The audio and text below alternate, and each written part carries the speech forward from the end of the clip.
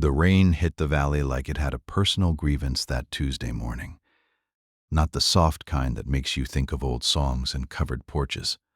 The kind that soaks through a coat in 30 seconds flat, turns dirt roads into rivers, and makes a woman hauling one canvas bag and a leather folder look like she's walking through a war zone just to reach a front door. Claire had been walking since before dawn. She hadn't slept much the night before, either, or the night before that. She'd come 6 days on foot from Millhaven, through 2 mountain passes and a stretch of lowland that flooded every spring, with a bag that held everything she owned, and a folder pressed against her chest like it was the last solid thing in the world. Because it was. She'd done the math 3 times in the dark outside a way station near Copper Ridge. 3 silver coins minus the room, minus the bread she'd need if this didn't work out. She didn't let herself think about going back. Going back wasn't an option. Going back was a concept that belonged to people who had somewhere to go back to.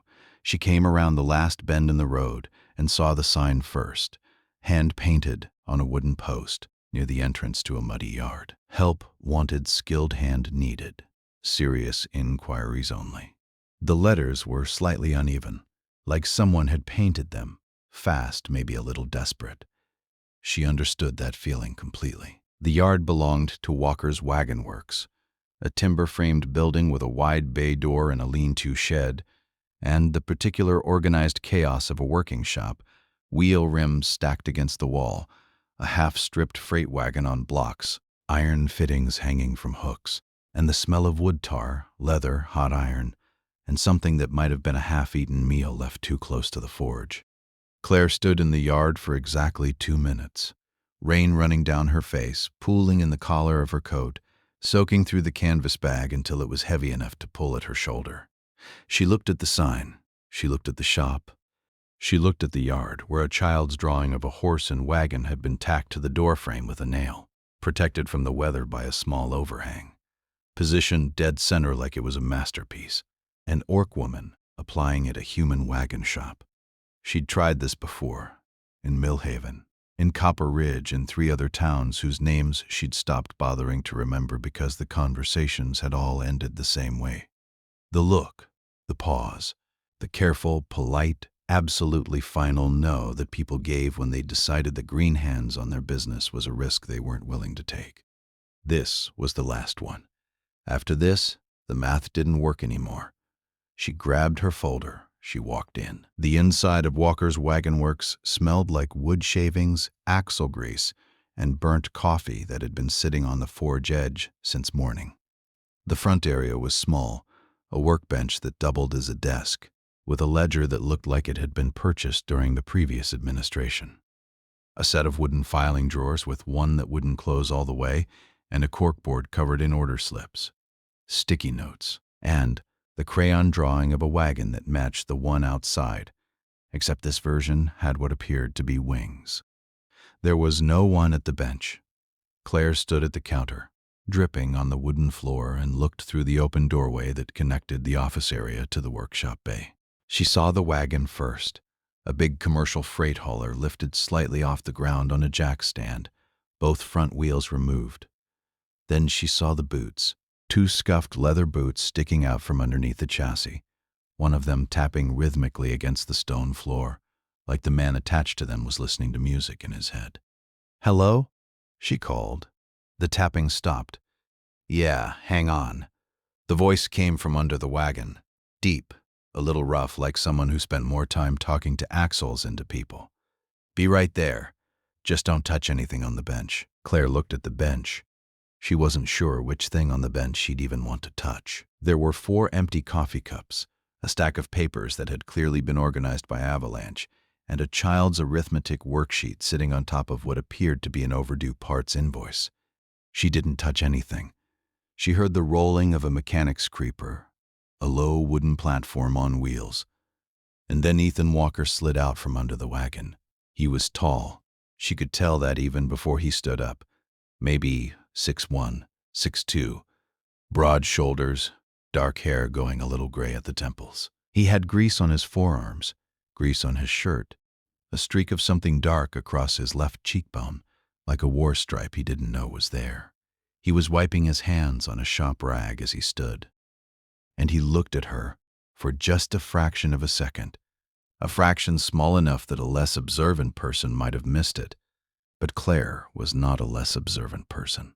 Claire was a woman who had spent her entire adult life calibrating human reactions to her face, the way a sailor calibrates wind. His expression shifted. Not a recoil, not disgust, just the particular micro-adjustment that human faces performed when they registered green skin and had to decide, in a fraction of a second, what that meant to them. He recovered fast. She gave him that. He recovered faster than most. "You hear about the position?" he asked. "Yes." She set her folder on the counter. "Claire, I have references, 5 years of operations and bookkeeping experience, and I can start tomorrow if you need me." Ethan nodded slowly. His eyes flicked to the bag on the floor, the single canvas bag, rain-soaked, containing everything she owned in the world. Then back to her face, and something happened in the space between those two glances. Some quick and careless calculation that men make when they're tired and lonely and not thinking carefully enough. And the words came out before he caught them. "Before we get into all that," he almost smiled. It was the kind of almost smile that meant he thought he was being charming. "I should be upfront with you. This place isn't just a job. It's more like a life sentence." He gestured around at the shop. "I need somebody who can run this whole operation while I'm under a chassis. Handle the customers, the books, the scheduling, the parts orders. Basically keep everything from falling apart while I hold it together with both hands." Claire held his gaze. "That sounds like exactly what I do." He looked at the folder. He looked at the bag again, and then, and he would cringe about this moment for a very long time afterward, he said it. "Honestly, I don't think I need another employee." He tried the almost smile again. "What I really need is a wife." The silence that followed lasted about 4 seconds. 4 seconds is not a long time in most circumstances. In this circumstance, it was long enough for Ethan Walker to watch the expression on Claire's face do something complicated and quiet. Not anger, not offense. Something closer to the look a person gets when they expected one thing and found out again that the world was still the world. And because she was orc and he was human, and the word wife, from an human man to an orc woman, carried a weight in this town that neither of them had time to unpack. The silence was double-layered, the surface layer of a bad joke, and underneath it, the geological pressure of everything that sentence meant when set across a species line. She picked up her folder from the counter. Slowly, deliberately, she tucked it under her arm. "Then I came to the wrong place," she said. She turned around. She walked toward the door, and Ethan Walker stood behind his counter and watched her go.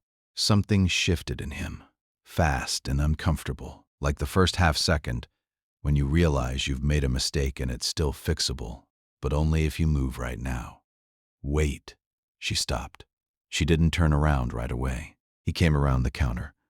He wasn't sure what he was doing. He stopped a few feet away from her, shop rag still in his hand, and when she turned to look at him, he realized he had no speech prepared, no follow-up. He'd used up all his words on the worst possible sentence. "I'm sorry," he said. She watched him.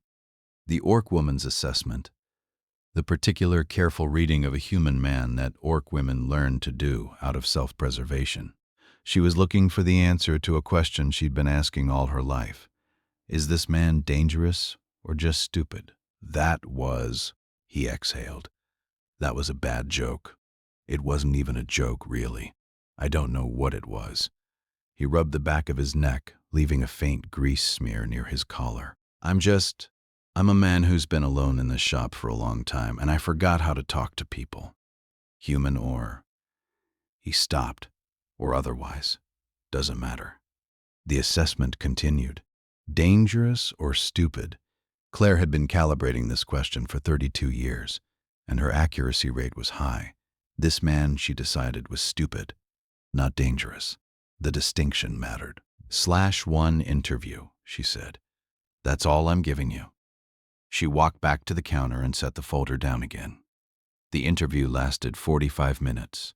It was not what either of them expected. Ethan asked his questions from a list he'd made on a scrap of leather: inventory tracking, vendor accounts, customer handling. Claire answered every one with the quiet precision of someone who had done all of these things, who had done them well, and who was tired of having to explain it. But what struck Ethan wasn't the answers. It was the moment she picked up the stack of papers on the corner of the bench, the avalanche stack, the one he'd been ignoring for 6 weeks, and without asking permission, started sorting through it. Green hands moving fast, pulling things into separate piles with a decisiveness that suggested she could read the chaos the way he could read a broken axle. "This is a past due vendor invoice," she said. "This one too. This is a warranty claim you never filed. When was this service done?" He looked at the date on the paper. "Winter. It's summer. There's still time to file it, but barely." She set it in a separate pile. "Do you have a system for tracking these?" He opened his mouth, closed it. "The system is, I put them in a pile and plan to deal with them." She looked at the pile, then at him. "How's that working?" "Not great," he admitted. She nodded once, went back to sorting. And Ethan Walker sat on the edge of his bench and watched a woman he'd almost chased away in the first 5 minutes calmly rescue 2 months of paperwork he'd convinced himself wasn't that bad. Green hands on his papers, green hands fixing his mess. He watched them move and thought, those hands are more competent than mine. There was one moment during the interview that neither of them talked about afterward, but that both of them remembered. About 20 minutes in, a door opened at the back of the office area, the door that connected to the small room behind the shop, and a 9-year-old boy came through it with an arithmetic worksheet in his hand and a look on his face that said he'd been wrestling with long division and was losing. "Dad, I don't get problem 7. Ethan turned. "Mason, buddy, I'm in the middle of—" "It's okay," Claire said. She said it before she even thought about it. Both of them noticed that. She looked at the boy. He had his father's eyes, dark, a little serious, watchful in the way that kids get watchful when life has taught them that things can change fast. He was holding the worksheet out toward his father, but he was looking at her, at the green skin, the amber eyes. A 1-second pause. The 9-year-old's version of the calibration. He'd seen orc people in town, on the streets, in the market, but not here, not in his father's shop behind the counter, sorting papers like she belonged. "What's problem 7? Claire asked. Mason hesitated. Then, for reasons he probably couldn't have explained, reasons that had something to do with the way she asked, direct and unafraid, the way adults ask when they actually want to know the answer rather than when they're performing patience. He walked to the counter and held the paper out toward her instead of his father. She looked at it. "Long division. You're doing it right up to here," she pointed. "But then you forgot to bring the remainder down. See?" Mason looked at the paper. Something clicked behind his eyes. "Try it again," she said. He went back through the door. Ethan was quiet for a moment. "How'd you know he was doing it right up to there?" "Because that's where most 9-year-olds stop," she said. "They lose confidence right before the finish line."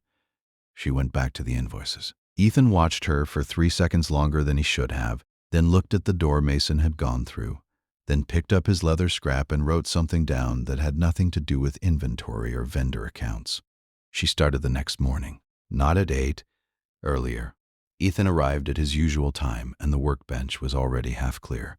2 cups of tea sat on the corner, one for her, one positioned where he'd find it. He didn't recognize the tea.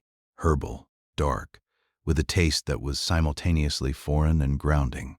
Orc tea. She'd brought her own supply in the canvas bag. He drank it, said nothing. The next morning, 2 cups again. And the next. By the end of the first week, the bench was clean. By Friday, she had located 4 outstanding invoices, totaling a considerable sum that had never been sent to customers. She prepared them, made visits, collected. She was polite in person, in the way that is more effective than aggressive. Firm, clear, a little warm, leaving the customer with no doubt that the bill was real and due, and that she was going to remember if they didn't pay it. And there was the other thing, the thing that sat in the shop, like weather. The first customer who came in after Claire started was a teamster named Burke, who brought his freight wagon in for a wheel bearing and found an Orc woman behind the counter. "Wrong shop?" Burke said, stopping inside the door, looking around as if the building itself might have changed when he wasn't looking. "Walker's Wagon Works," Claire said. "Do you have a service order?" Burke looked at the green hands on the ledger, at the amber eyes, at the precise, unhurried way she was holding a pen over the scheduling book. "I do," he said, after a pause that was a fraction too long. She found his order, gave him his delivery date, walked him through the cost estimate she'd prepared, parts, labor, timeline, with the efficiency of a person who has done this before and does not intend to do it badly, regardless of whether the person across the counter has decided how they feel about her yet. Burke left at the door. He looked back. Still not sure, but his wagon was being repaired, and the paperwork was handled, and the woman at the counter had known more about his service order in 30 seconds than the previous system, which was Ethan's memory and a whiteboard, had known in a week. Competence, Claire had learned a long time ago, was the only argument that worked across species lines. You couldn't argue people out of their discomfort. You could only make the discomfort more expensive than the alternative. By the end of week 2, Burke came back for a second repair and didn't pause at the door. The small gestures started in the second week and continued without announcement or acknowledgement. The way that trust is actually built between people who have both been through enough to know that words are easy and actions are evidence. Ethan noticed that the stool Claire sat on had a cracked leg that made it wobble. He replaced it while she was out at noon, carried the old one to the shed, set the new one at her station, said nothing. She came back, sat down, tested the stool, said nothing. But later that afternoon, there was a small piece of paper on his coffee mug, folded once, 2 words in precise handwriting. "Thank you." 2 words, no exclamation point. He put the paper in his shirt pocket and forgot it was there until he found it in his jacket that weekend, soft and creased. Instead of throwing it away, he set it on the windowsill above the kitchen basin. He didn't ask himself why, not yet. By week 3, Claire had reconciled 8 months of unmatched vendor invoices. She had filed the warranty claim from Winter. They received a payment Ethan hadn't even known was coming until she handed it to him with a note clipped to the front that said, "Filed in spring, approved yesterday, deposit to business account." He stared at the payment for a full 30 seconds. Not because of the amount, because he hadn't known the money existed. "How many more of these are there?" he asked. She was reviewing a parts order. She held up 4 fingers without looking at him. 4 more claims. 4 more payments he didn't know he was owed. He went back to the workshop and stood over the chassis of a wagon he was supposed to be working on, and thought about what it meant when a business had money it didn't know it had. It meant things were falling through the cracks so fast and so regularly that it had started to feel normal. It meant he'd been so deep in survival mode that he'd stopped being able to see the floor. She saw the floor on a Thursday at the end of week 4. Claire came to the workshop bay door and stopped at the threshold. She never came fully into the workshop, he'd noticed. Always stopped at the line between her world and his, like she was respecting a boundary that was hers to draw and hers to cross when she decided to. "I need 20 minutes with you when you have a break." He wiped his hands. "What's wrong?" "Nothing's wrong." She tilted her head slightly. "I need you to look at some numbers." They sat in the back room. She had a leather notebook covered in columns, and she walked him through it with the focused efficiency of someone who had done this before, translating chaos into clarity for people who needed to hear it, but might resist what it meant. The short version was this: Walker's Wagon Works was collecting roughly 60% of what it should have been collecting, not because customers weren't paying, because invoices weren't going out, because parts orders were being placed without tracking, which meant when suppliers shorted them, there was no paper trail to dispute it, because the scheduling system, which was a slate board and Ethan's memory, was allowing double bookings that pushed jobs 3 days out, which was making customers go across town to the competition because they couldn't wait. "You're not losing business because you're bad at this," she said. You're losing it because no one's been managing it. Ethan looked at the numbers. He felt the particular discomfort of a man who has been told a truth he already knew but hadn't wanted to say out loud. How bad? You're operating at about half your potential capacity. She paused. But the good news is that the reputation is still there. People like you, they trust the work. They just can't get appointments when they need them. And they're not being followed up with fast enough. That's fixable. What do you need to fix it? She slid a single sheet across the table. A handwritten list. Not long, maybe 8 items. A scheduling system, a dedicated service log, a parts tracking sheet, a customer follow-up process, a weekly review meeting, 30 minutes, Friday mornings. Updated labor rates, which she noted were 14% below what comparable shops in the county were charging, and a sign out front with the correct hours, because the one currently posted said they closed at 5, and they actually closed at 6. And at least 3 customers had shown up after 5, found the doors locked, and gone elsewhere. The sign, he said. I know, she said. Low-hanging fruit, but low-hanging fruit still feeds you. He looked at the list. It was so reasonable, so specific, so unburdened by drama or politics, or the kind of passive aggression that can fill a small office like smoke. It was just a list of things that needed to happen, written by a person who had figured out what those things were, written in green-handed handwriting on a piece of paper that smelled faintly of orc tea. Okay, he said. Okay, which parts? All of it. She looked at him, just for a second. There was something in her face. Not surprise exactly, but the expression of someone bracing for a negotiation that didn't come. Then she picked up the list and stood. I'll start with the scheduling this week. I'll fix the sign today. She walked out. He went out front and fixed the sign. It took him 4 minutes, and he stood there afterward looking at the corrected hours in his own handwriting, and felt the specific shame of realizing that something this simple had been costing him customers for months, right alongside the specific relief of knowing it was fixed, both feelings at once. He was getting better at holding both. That was week 4. By week 6, the scheduling board had been replaced by a proper system, a leather-bound daily planner Claire had sourced from a stationer in the next town, cross-referenced with a wall chart she'd built herself, using a sheet of oilcloth and a grid drawn with a straight edge. Each job was tracked from order to completion. Each parts request was logged with a supplier name and expected delivery. Each customer had a card in a wooden box. Name, service history, follow-up date. The system sent nothing automatically because this was not a world of automatic things. Claire sent things herself, handwritten follow-up notes to customers.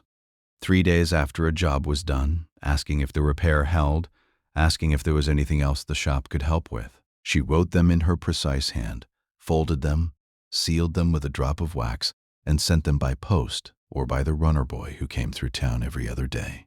By week 7, Ethan had not missed a single follow-up. The stack of unanswered inquiries that had lived on his bench like a guilty conscience was gone. The feeling he'd carried every time someone came through the door, the low-grade dread of a man who knew there were things he'd forgotten and might be about to get caught, was gone. He just answered the door, clean.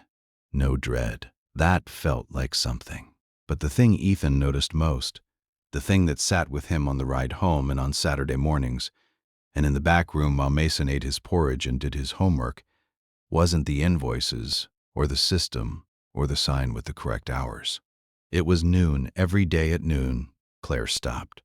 She would finish whatever she was doing, mid-sentence in a letter, mid-column in the ledger, and she would stand up, pick up her coat in her bag, and walk out the front door. She was back by 1, sometimes a quarter past, always composed, always moving forward into the afternoon, without a word about where she'd been or why.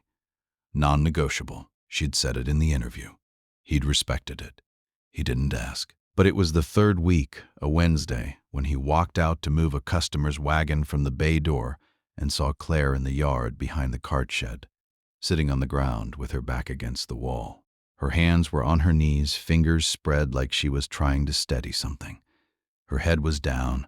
Her shoulders were doing the thing that shoulders do when a person is trying very hard not to let something come out of them. Orc women don't cry, or so the saying went.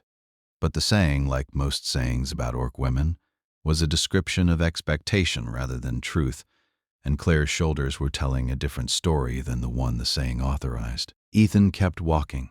He moved the wagon. He didn't look again. But he sat with that image for the rest of the afternoon, the spread fingers on the knees, the lowered head. He knew what that looked like. He'd done it himself. In this same yard, in this same shop 5.5 years ago, after word came from the physician's house about Sarah, the particular posture of a person absorbing something they cannot absorb, and trying to do it without falling apart in a place where someone might see. He didn't say anything to her that afternoon, but the next morning, Thursday, he came in before dawn, earlier than usual, and he went through the week's schedule. He moved 2 afternoon appointments, shifted a parts delivery, and when she came in at her usual time, tea in hand, he said without looking up from the scheduling board, "I moved a couple of things around this week. You've got a wider window from mid-morning to early afternoon if you need it." A pause. "I didn't ask for that," she said. "No," he said, "you didn't." He went back to the workshop. She didn't say anything else about it. She didn't thank him. She didn't look at him with the expression people get when they feel pitied, which he had been careful to avoid giving her. But that afternoon, when he came in for his tea at 4 o'clock, there were 2 cups on the counter, one for her, one positioned exactly where his hand would reach. Orc tea, the dark herbal kind, the taste he'd been learning to like without admitting he'd learned it. She was reviewing a parts order back to him. She pointed at the cup without turning around. He took it. He didn't say anything either. They understood each other in that moment the way that certain people do, not because they'd talked it through, not because they'd explained themselves, but because they'd both been the person in the yard with their head down and their fingers spread. And they both knew what it cost to keep going afterward. The most honest exchange they'd had, 6 weeks in, no words required. The weeks moved the way weeks move in a place where the work is real and consistent. Not fast, not slow, but with a kind of momentum that builds quietly under the surface, until one day you look up and realize you're somewhere different from where you started. By week 8, Walker's Wagon Works had a waiting list. Not a long one, 3 days, but it was a waiting list, which meant people were choosing to wait rather than going somewhere else, which meant something had shifted in the way the shop felt to the people who walked through its door. Claire had updated the posted notice board with the shop's services and rates. She'd written a standard response for the occasional complaint, measured, professional, acknowledging the concern while making clear that the work met standard.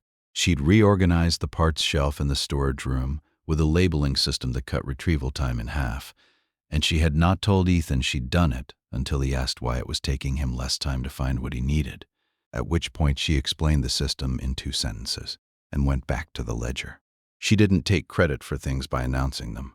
She took credit by doing them well and letting the results speak. Ethan understood that kind of pride. It was the same pride that kept him under the chassis until he got it right. The pride of a person who redoes a job if the first attempt doesn't feel exactly right. He'd never met anyone who had that quality in the office the way he had it in the shop. He hadn't known to look for it because he hadn't known it was possible. Claire told him about her father on a Tuesday in the 2nd month. Not the whole story. Not all at once. It came out the way most true things come out between people who are careful with each other. Sideways, unexpectedly, in the middle of something else. They were doing the weekly parts reconciliation, sitting across from each other at the backroom table. 2 notebooks and the ledger between them.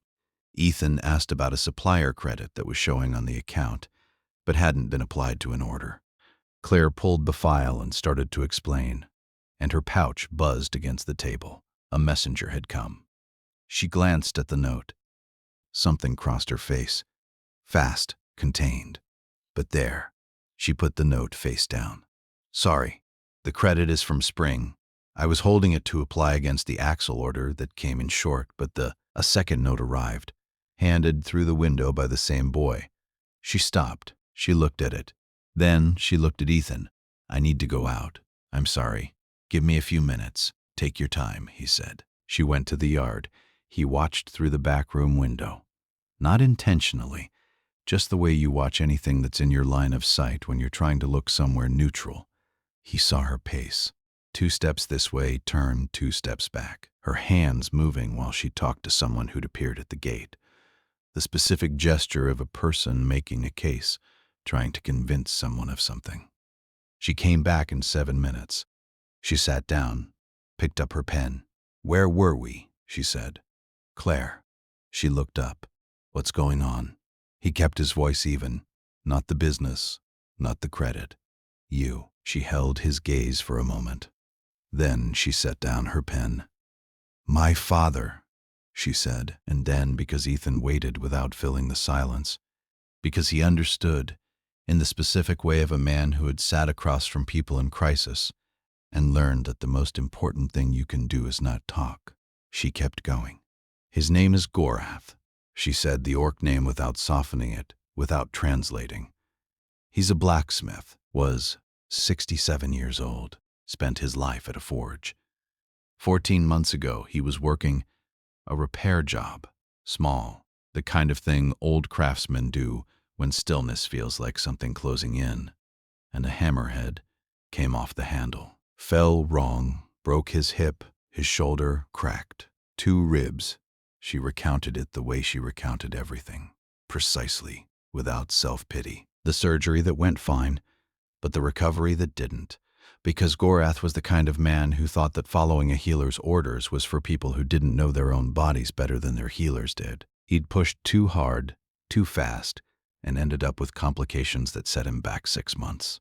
Claire had been in Millhaven when it happened, working at a trading house where she'd spent 5 years building exactly the kind of operations infrastructure she'd built here, except larger, better paid. She'd taken a week off when he fell, then another week. Then she'd sat in a healer's room at midnight, watching her father try to hide how much pain he was in, because he didn't want her to worry, and she'd made the decision the way she made most decisions, quietly, completely, without going back on it. She'd given notice. She'd moved. She'd spent 8 months being her father's caregiver, advocate, appointment keeper, and she said this part flatly, without self-pity, the person who told him the hard truth about his recovery when no one else would say it directly. "An orc man doesn't die in bed," he kept saying. And she kept saying, "Then stop fighting the people trying to get you out of it." Then Gorath had stabilized. He was doing rehabilitation, improving. Not yet independent, but getting there. He'd agreed, grudgingly, because Gorath agreed to things grudgingly or not at all, to stay at an orc elder care house 20 minutes outside town while he finished his recovery, which was why Claire had shown up at Walker's Wagon Works with a canvas bag and a folder and 3 silver coins and a sign that said, "Help wanted." "How is he now?" Ethan asked. She picked up her pen. "Some days are better than others. Today was a harder message." "Is he going to be okay?" She looked at the table. "He's stubborn," she said, "which is half the problem and honestly also probably why he's still here." Ethan almost smiled. "Sounds like someone else I know." She looked at him then, and for a second, just a second, something in her face did something it rarely did. It softened. Not all the way, but enough. "He'd like you," she said. "Fixes things too. Hates asking for help. Makes jokes at the wrong time." She picked up the ledger. "Where were we?" "Spring credit," he said. "Right," she said. And they went back to the reconciliation. But the room was different than it had been 20 minutes ago, and both of them felt it. And neither of them said so, because neither of them needed to. Mason's migration happened gradually, the way the most permanent changes do. He'd been doing his homework in the back room since he was 7. The small table by the window, his worksheets and pencils arranged with the particular careful disorder of a child who has spent most of his life in a workspace rather than a home. After school, he came to the shop, did his work, waited for his father to finish. This was normal. This was what life looked like when you were 9 and your mother had died when you were 3.5, and your father ran a wagon shop alone, and there was no one else. But somewhere around week 10, Mason stopped doing his homework in the back room. He moved to the small table near the window in the front area, Claire's area, the workspace she'd built from the chaos of Ethan's bench. And no one said anything about it because there was nothing to say. He did his work. He stayed out of the way. And occasionally, not every day, not enough to be obvious, but enough that Ethan noticed, he would slide a worksheet across the table toward Claire, and she would look at it, point at something, ask him a question that made him think rather than giving him the answer, and send him back to work it out himself. It was a style of helping that Ethan recognized. She didn't solve things for you. She showed you where you'd stopped looking. He saw it in the shop. Every time she handed him a vendor discrepancy, she'd flagged instead of correcting it herself because she wanted him to understand the pattern, not just the fix. He saw it in the Friday reviews, the way she'd present him with 2 options instead of 1 recommendation, because she'd said once, matter-of-factly, "It's your shop. You should understand both sides of every decision you make." He saw it in the way she handled Mason's homework, never doing a single problem for him, asking exactly the right question to get him unstuck. She was teaching both of them. Neither of them said that out loud. But Ethan thought about it more than once, standing in the workshop, wrench in hand, turning over some business questions she'd posed in the Friday meeting, and realizing that the way he was thinking about it was different from how he would have thought about it 6 months ago. More structured, more forward-looking, less reactive. He was learning something from her. That awareness sat in him warmly and uncomfortably, at the same time the way important realizations often do when you're a man who has spent years being the person everyone else learned from. One evening, a Wednesday, Ethan came in from the workshop at closing time and found Mason at the backroom table and Claire still at her bench, both of them working. The comfortable rhythm of 2 people existing in the same space without effort. Then Mason said something Ethan couldn't hear, and there was a pause, and then Claire said something back, and then Mason laughed. Ethan stopped what he was doing. He stood there in the doorway and listened to his son laugh, the way kids laugh when something is genuinely funny to them, unguarded, uncalculated, the laugh that doesn't know it's being heard. He hadn't heard that laugh in a while. He thought about when he'd last heard it. He couldn't place it exactly, which meant it had been long enough that the last time had slipped past without registering. That evening at supper, Mason said between bites, looking at his plate, "Claire says you shouldn't divide before you check the multiplication." That was it, the whole thing. But Ethan stood there, spoon still in hand, and felt something move in his chest. Not because of what Mason said, because of how he said it. Claire says, 2 words, spoken the way you speak the name of someone you have already begun to trust with the parts of yourself that are unsure. He put the spoon down. He stood in his kitchen for a moment longer than necessary. He thought about the folder on the counter, the canvas bag, the spread fingers in the yard, the 2 teas on the bench every morning, the paper on the windowsill he still hadn't thrown away. He thought about what it meant to let someone in. Not romantically, not yet, not in any way he was ready to name, but in the basic human sense of allowing someone's presence to matter, allowing their absence to register, allowing the rhythm of your days to recalibrate around the fact of another person. He wasn't ready to say any of this out loud, but he couldn't pretend, standing alone in his kitchen on a Tuesday night with the stew going cold on the stove, that it wasn't already happening. The Pratt contract arrived in the 5th month, and with it the first real test of what Walker's Wagon Works had become and what it hadn't. Gerald Pratt ran a regional freight company. 12 wagons, mixed commercial fleet, routes running through 4 counties. He'd been referred to Walker's by a customer who told him, apparently without qualification, that it was the best shop in the territory. He was the kind of man who wore expensive clothes the way some men wear authority, not as decoration, but as declaration. When he walked into a room, the room noticed. Claire had taken his initial inquiry. She'd set up the appointment. She'd prepared a leather folder with Walker's fleet service rates, turnaround guarantees, parts sourcing documentation, and a 1-page summary of the maintenance history for each of his 12 wagons, based on the records he'd sent over, which she had cross-referenced with manufacturer recommendations, and flagged 3 vehicles that were overdue for major service. The folder was thorough. It was professional. It was the kind of document that said, This business knows what it's doing, and every page of it had been prepared by green hands. Gerald Pratt walked in, sat down across the backroom table from Ethan, and spent the first 4 minutes talking exclusively to Ethan. Claire sat to Ethan's left. She had the folder. She had her notebook. She had flagged 3 specific items in the contract proposal she wanted Ethan to walk through with the client. Gerald Pratt did not look at her once. Not when she slid the folder across the table. Not when she said clearly and without apology, "I've included a breakdown of your maintenance overdue items on page 3. I think it's worth walking through those before we finalize the contract terms." Not when she placed her pen on the relevant page. Gerald Pratt picked up the folder. He looked at Ethan.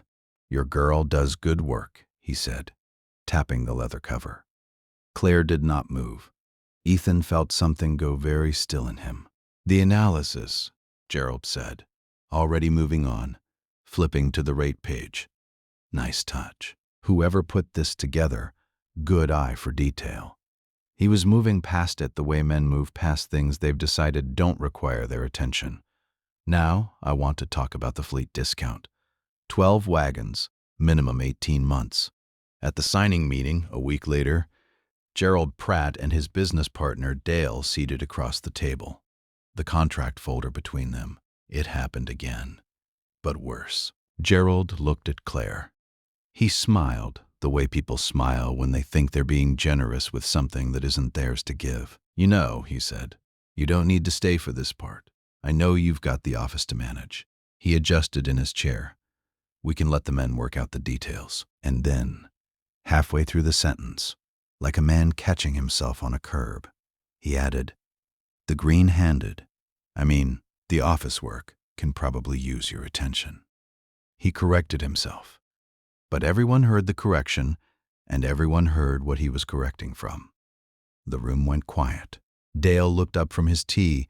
Ethan looked at Claire. She had her pen in her hand.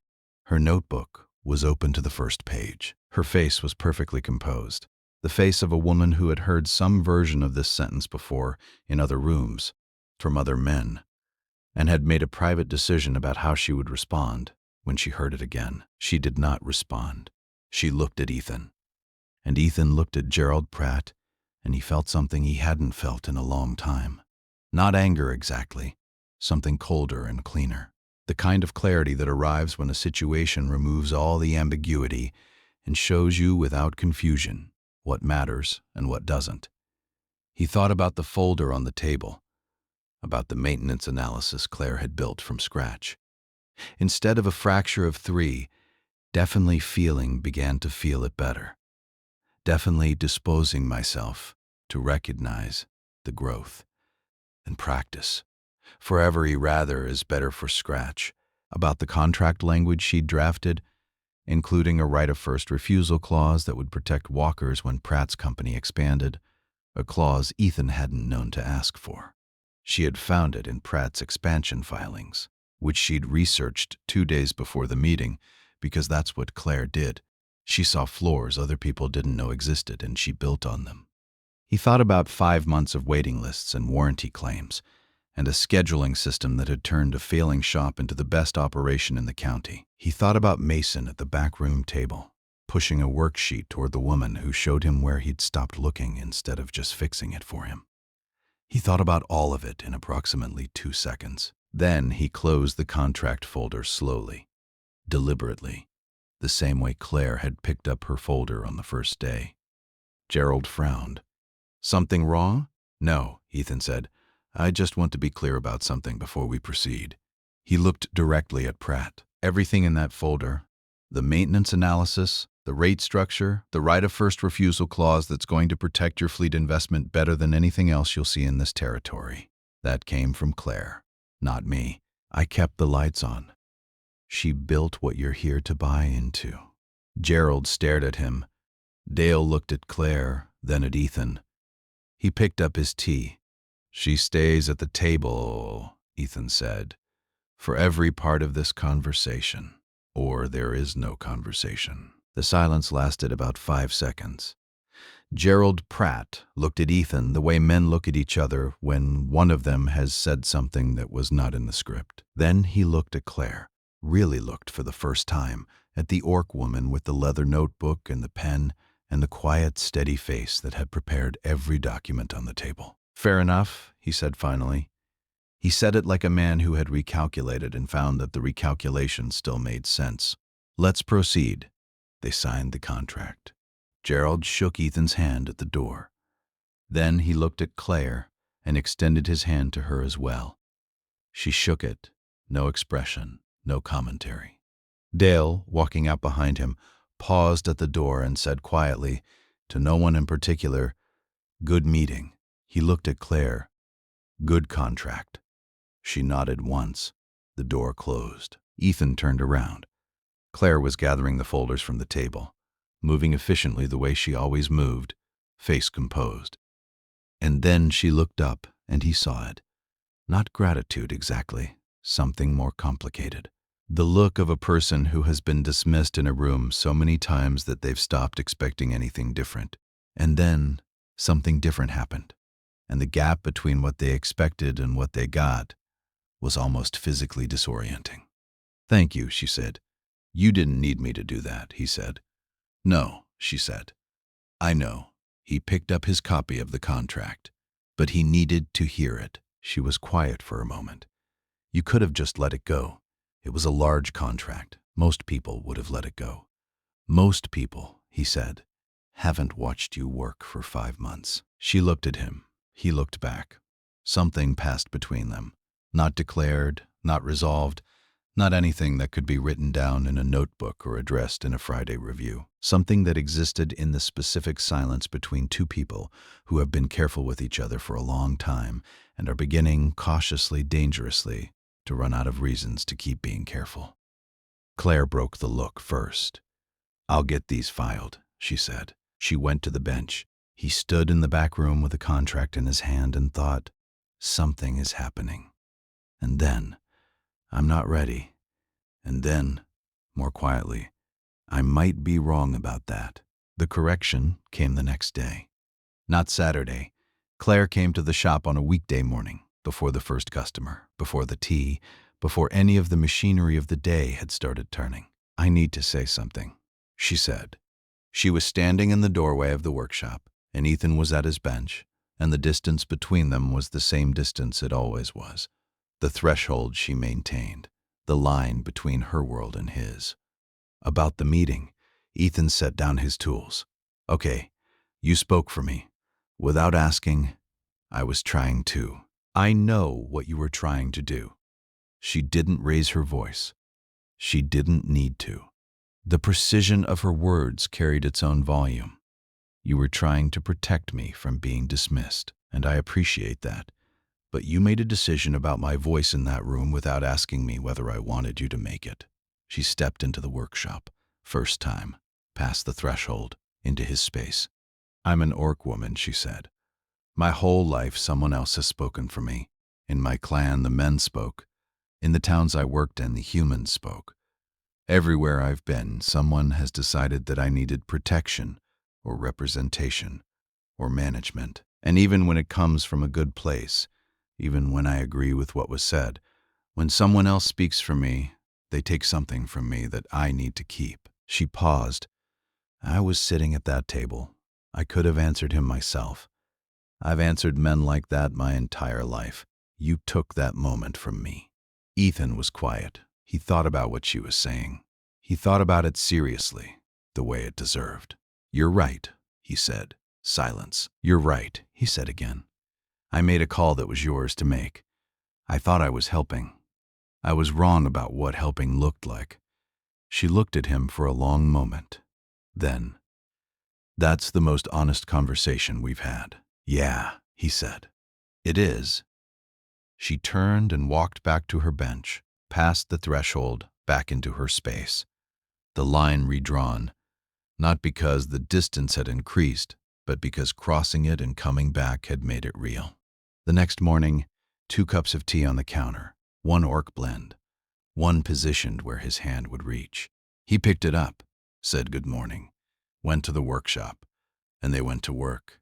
The offer came on a Thursday. A courier from Hartley & Sons, the trading consortium based in the capital, regional operations, supply chain management, the kind of organization that employed hundreds and moved goods across territories. Someone had forwarded them Claire's name. She found out later it was the contract lawyer Ethan had asked to review the Pratt deal, who had apparently mentioned her to a colleague with the kind of quiet, specific praise that gets attention. The letter was formal. It offered a directorship, higher pay, a position in the capital which was closer to Gorath's care house than she was now. It was the kind of opportunity that arrived. When it arrived like a door opening in a wall, you'd stopped checking for doors. Claire read the letter twice. She put it in her folder and kept working. She didn't tell Ethan that day, or the next, or that weekend. She told him Monday. She came into the back room after the Friday review had come and gone, because she'd needed the weekend to think, and because telling him before thinking would have made the telling about him rather than about her. And Claire Morgan made decisions on her own timetable. "I received a job offer," she said. She set the letter on the table so he could see it. "Last Thursday. I've been thinking about it since then." He read the header, the consortium name, the word directorship, the phrase competitive compensation. Then he stopped reading because the rest didn't matter, and he knew the rest didn't matter. He set the letter down, was quiet for a moment. "Just a moment. What are you thinking?" he said. "I'm thinking it's a significant step up," she said. "Title, pay, scope, capital-based, which is closer to my father than I am now." He nodded. "I'm also thinking," she said, "that I don't know if I want it." He looked at her. "And I'm not sure," she said, "if I don't want it because it's genuinely not right, or because I've been here long enough that leaving feels like loss. And I'm not good at telling those two things apart." Ethan was careful, very careful. "Do you want my opinion?" "Yes, but not the one where you tell me to do whatever makes me happy. I can get that from anyone. I want the real one." He thought for a moment. "The real one is that you're the most capable person I've ever worked with, and that position would be lucky to have you. And if you went and did it, you'd probably rebuild their entire operation in 6 months, and they'd wonder how they ever functioned without you." He paused. "The real one is also that what you've built here is yours, not mine. And I don't know that you'd get to own something the same way at a consortium with 200 employees and a board of governors." She was quiet. "But that's about the work," he said. "And I can't tell you what to do about the rest of it." "What rest of it?" He held her gaze. "You know what rest of it." The silence between them was the kind that has weight. Not uncomfortable, just honest, which is sometimes the same thing as heavy. "I need more time," she said finally. "Take what you need. I mean that. Whatever you decide, I'll still be proud of what we built here." "We," she said. "We," he said. Something moved through her face. She picked up the letter, put it in her folder. Then she said, "Ethan." Just his name, the way she said it, made him go still. "Yeah, I'm scared that if I stay, it's because of—" She stopped, started again. "I don't want to stay because I feel obligated, because of Mason, or because of my father's situation, or because you've been good to me. I've spent my whole life making decisions based on what other people need. I need this one to be mine." "Then make it yours," he said. "I don't want you here for any of those reasons." He kept his voice even. "I want you here because you choose this, because it's right for you, nothing else." She pressed her lips together, nodded once, walked out. Ethan sat at the table. His tea had gone cold. He thought, too much. I said too much. Then he thought, or exactly enough. He genuinely didn't know which. Monday came. She accepted nothing. She declined. She came in at her usual time, tea in hand, both cups on the counter. She sat down at her bench, already pulling out the scheduling planner, and she said without ceremony, "I sent the letter back. I'm declining." Ethan waited. "I'm not staying because of obligation," she said. "I need you to know that." "I know, And I'm not staying because I don't have other options. I know that too. She looked at him steadily. I'm staying because this is mine. What I built here is mine. I built it with orc hands. From nothing, from a pile of papers and a broken stool, and a man who didn't know he was owed money. And I'm not done building it. But just as a child, I believe I have something to do with what is right in my right. And I want to see what's going on in the world. And I will distract it because I have something to do. He held her gaze. Okay, he said. 2 words. Both sufficient. But inside Ethan, something settled. The word chose landing on solid ground. She chose. Not obligation, not lack of options. Choice. Free, deliberate. Her own. He went to the workshop. He picked up his wrench. He stood at his bench for a moment, not reaching for anything, just standing.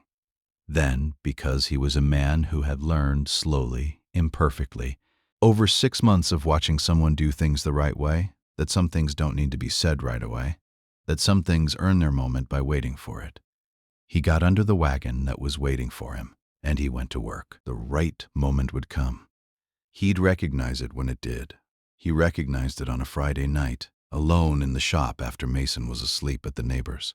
He'd gone to the storage room, the back corner where he kept things he didn't know where else to put, old files, a broken wheel jack he kept meaning to repair, Mason's first pair of work boots, too small now, but impossible to throw away. And there, behind the filing boxes, the original sign, hand-painted wood, maybe 14 inches wide, rain-weathered, letters slightly uneven.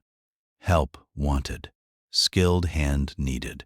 Serious inquiries only. He'd taken it down the day after Claire started and replaced it with a proper printed notice. He hadn't known why he kept the old one.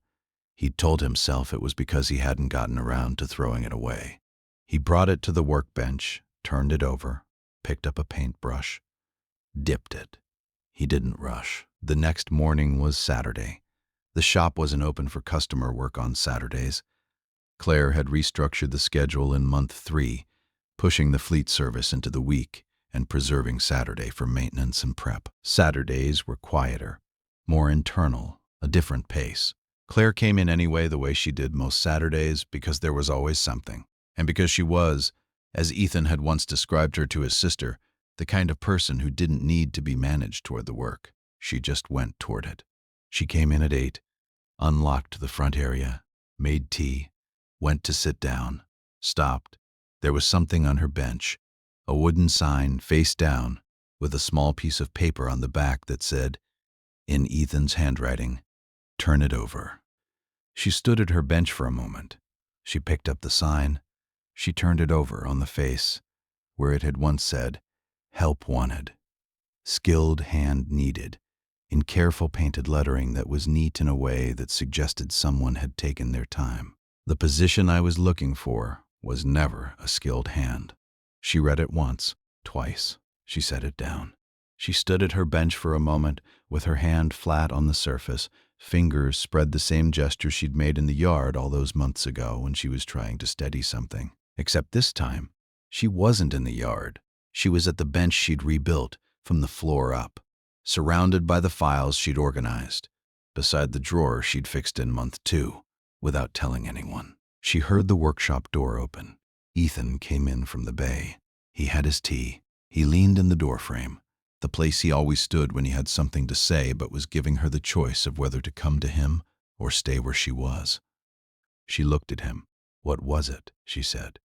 Her voice was even, but only barely. He didn't look away. "I think you know. I want you to say it." He stepped into her space, past the threshold, into the front area, past the line she'd drawn and he'd respected for 6 months. He set his tea on the counter. He stood across the bench from her. "You came in here on a Tuesday in the rain," he said, "and I said the worst thing I've ever said to another person, and you almost left. And then you didn't. And in the time since, you saved my business. You fixed my books. You negotiated contracts I didn't know were possible. You explained long division to my son in a way that stuck." He stopped, started again. Somewhere in the middle of all of that, I stopped thinking about what you were doing for the shop and started thinking about you. Just you. And I've been trying to figure out for a long time how to say that in a way that doesn't make you feel like I'm asking you to be something from me. Because I'm not. She was very still. I'm asking, he said, if there's something here between us that isn't just the shop, because I think there is. But I'm not going to assume it, and I'm not going to decide it for you, and I'm not going to make a joke about it. He exhaled. I'm done making jokes when I'm scared. The silence lasted about 6 seconds. 6 seconds is a long time when you're standing across a bench from someone and you've just said the true thing and you're waiting to find out what it costs. Then Claire picked up the sign. She looked at the painted lettering. She turned it over in her hands once, the way she turned information over, completely, checking all sides. She set it back on the bench. You painted this yourself, she said, last night. The lettering's good. I took my time. She was quiet for another moment. Then she said, I declined a better paying position. I turned down a directorship at a 200-person consortium. I walked past 2 other wagon shops on my way here every single morning for 6 months. She looked at him directly. I think you already know what that means. I wanted to hear it. Now you have. The corner of his mouth moved. The corner of hers moved. And neither of them said anything for a moment. Because some things between people who have been careful and honest with each other don't need the ceremony of being spoken into official existence. They just settle into place like the last piece of something that was always going to fit, but was waiting for the right hand to put it there. The partnership proposal came the following Friday. Claire opened her notebook to a section she'd been working on for 3.5 weeks. 3 different equity models laid out side by side, with their respective implications. So clear, so thorough, that it almost made Ethan smile. I want to come in as a business partner, she said. Not an employee with a raise and a better title. A partner. 30% equity stake, decision-making authority on operations, profit sharing tied to the revenue growth I'm generating. She met his eyes. I've earned this. I'm not asking for a favor. I'm proposing a fair deal. Ethan looked at the notebook. He looked at the numbers she'd run. The projections were conservative. The formula was fair. The structure protected both of them. /35, he said. Claire blinked. Not 30. 35. You want to give me more than I asked for. You undervalued yourself, he said. The shop wouldn't be worth negotiating over without what you built. 30% of something you rebuilt from the ground up is not fair. 35 is closer. She stared at him. She ran the revised numbers in her head, which took about 4 seconds because she did that kind of arithmetic the way other people breathed. 35, she said, with a 3-year buy-up option at the same formula. Done. She extended her hand across the bench. He shook it. Her grip was firm, same as the first day. Her hand was warm this time, he noticed. The sign went up 3 months later. Not the old one, a new one. Small, tasteful, hand-lettered by a sign maker in the next town. It was the last item on a Friday review agenda that Claire presented almost casually. Signage update. See attachment. He opened the folded paper and looked at it for a long moment. Walker and Claire's Wagon Works. A human name and an orc name, on the same sign, over the same door, in a town where that had never happened before, where orc workers labored in mines and fields, and the names on the shop signs were always, only, human. Walker and Claire, he said. Alphabetical, she said. And you were here first. You could argue you built it second. That's the point. The sign went up on a Tuesday. Walt, the old teamster who'd been bringing his wagon to Walker's since before Sarah died, who always left a coin for Mason and treated the shop like a second home, came in that week, saw it, and said without breaking stride, "About time." Gorath saw a sketch of it that Mason had drawn. The boy had taken to drawing the shop, the way children draw places they feel safe, with oversized details and a sun that was always shining regardless of weather. Gorath sent back one word through the messenger. Good. Claire read the message at her bench, pressed her lips together, went back to the scheduling planner. Ethan saw her do it. He didn't say anything. He understood. The year mark arrived without announcement, the way anniversaries do in lives that don't stop moving to observe themselves. It was a Tuesday, same as the first day, same rain, same valley sky doing something dramatic in the afternoon. Ethan came in from the workshop at the end of the day and found Claire standing at the front window, looking out at the yard. She wasn't reviewing the schedule, she wasn't checking the ledger. She was just standing, which she almost never did. He stood behind her. /1 year, she said. She wasn't asking. /1 year, he said. She turned. She looked at him with the direct, full look she reserved for things that mattered. I walked in here with 3 silver coins and 1 change of clothes and a folder I'd organized in a way station at dawn. He hadn't known the exact number, 3 coins. The precision of it landed on him with unexpected weight. I know, he said. Even though he hadn't known the number, he'd known the shape of it. I almost walked back out. I know that too. You said something terrible, the worst thing I've ever said. She looked at him for a moment. Then, it worked out. Yeah, he said. It did. She picked up the old "Help Wanted" sign, the one that had lived on her bench for 3 months, the painted one, the one she'd never moved or put away because it meant something she didn't need to explain. She looked at the letters on its face, Ethan's careful brushwork, the sentence that had changed the shape of both their lives. You know what the sign should really say? She said. He waited. She turned it over, the blank back, the unpainted side, the original wood. She picked up a brush from the jar on the bench. She dipped it, and in her own handwriting, precise, unhurried, the handwriting that had rescued 8 months of vendor invoices and drafted fleet contracts and written "thank you" on a piece of paper that Ethan still kept on his windowsill. She wrote 2 words, "We built this." She held it up so he could see. He looked at it. He looked at her. Yes, he said. We did. He took her hand, not like a man offering comfort, not like a man who needed to hold on, like a man who had arrived somewhere he intended to be, who knew what it cost to get here and did not intend to take it lightly. Green hand in weathered hand, the temperature difference, her cooler, his warmer, was there, the way it had always been, the way it would always be. Orc and human, different temperature, same grip. She let him, because she chose to, because she chose everything now. And Walker and Claire's Wagon Works opened its doors the next morning, 1 hour earlier than before because Claire had added it to the schedule 2 weeks ago, and Ethan had said yes before she'd finished the sentence. With 2 cups of tea on the counter, a 6-day waiting list in the scheduling planner, a 9-year-old boy who could do long division without losing confidence at the finish line, and a sign on the front with 2 names that had been earned, not given. 1 human, 1 orc. Both painted on the same wood. Some things you build alone because you have to.